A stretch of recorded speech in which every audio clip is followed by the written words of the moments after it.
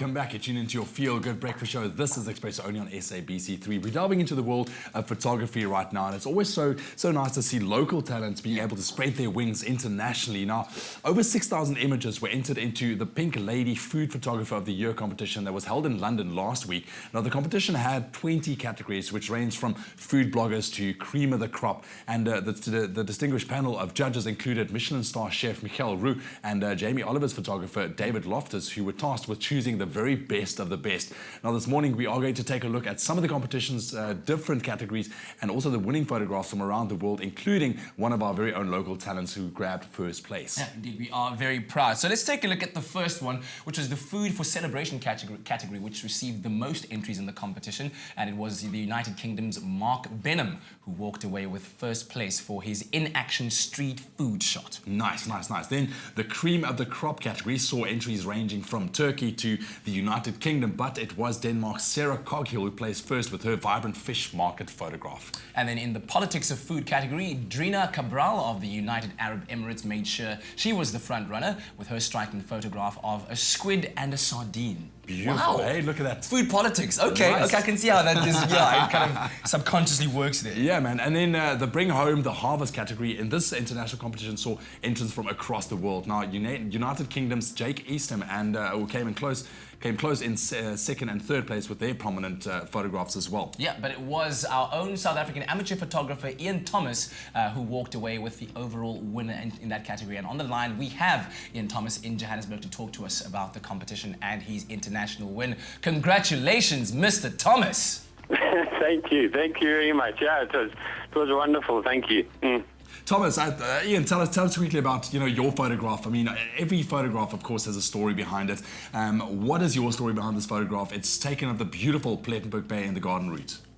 Yeah, when I was a kid, my father loved fishing, and we had gillies who helped us fish. They're the fishing experts who come with you. And one day I was driving back from a fishing spot, and I saw this very, very old man. People told me he was around 90, but he had a huge yellowtail, one of these big, beautiful pelagic fish. That is a huge one. Yeah, he had a huge one across his shoulders, and he's walking up this very steep hill. Those who know Plettenberg Bay will know that hill. And I turned around, and it just looked magnificent. Oh, wow. So that stuck in my mind for years, and then later on, fairly recently, I met his grandson, the guy in the photograph, wow.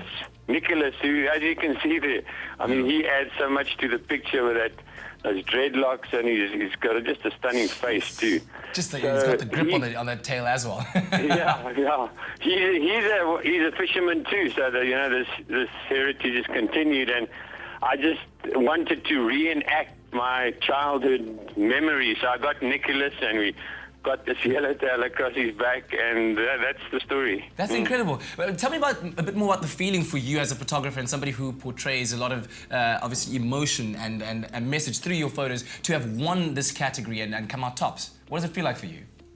Yeah, it's really nice, because there are lots of people like me who are amateur photographers who put huge effort into it, and to be recognized for it is just stunning. But a lot of the credit must go to Nicholas and the fish too. Indeed, the subjects are just as important, man. Yeah. Ian, lastly, just before we go, man, I mean, now that your work is internationally recognized, I mean, what are some of the advice that you can give to budding photographers out there, also wanting to get their work out there into the world? I think there's a few things. I think one that I've learned is that you need to go after what you find exciting and attractive. Sometimes we try and copy photographs we've seen, and you can learn from photographs you've seen, but what you think is special often is special. And the things like lighting are vital to a good photograph. If you can see there, the light's pretty low, and that has helped the photograph. I also find that the background can be very intrusive. So if it's possible to get the background, nice and soft and blurred and not distracting from the photograph, that's a huge factor. All right, thank you very much, man, and thank you for making South Africa very, very proud. Inspiring stuff there by Mr. Ian Thomas, who came out tops at that competition. And I think I'll take some of that advice on board when I take my next Instagram food picture. Just make it look good for the people. And luckily, we live in one of the most beautiful countries in the world, so we do have the backdrop for a nice picture.